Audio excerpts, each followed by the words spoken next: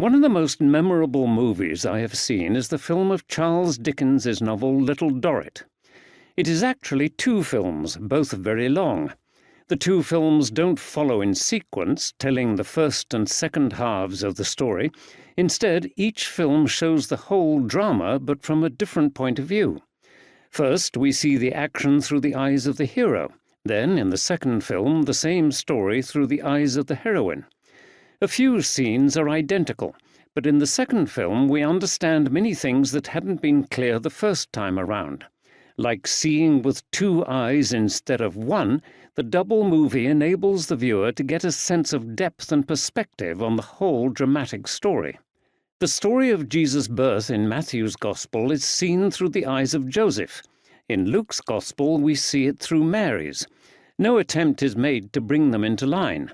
The central fact is the same, but instead of Luke's picture of an excited Galilean girl learning that she is to give birth to God's Messiah, Matthew shows us the more sober Joseph, discovering that his fiancée is pregnant.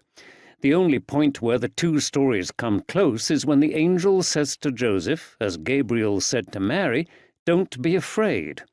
That is an important word for us too, as we read the accounts of Jesus' birth.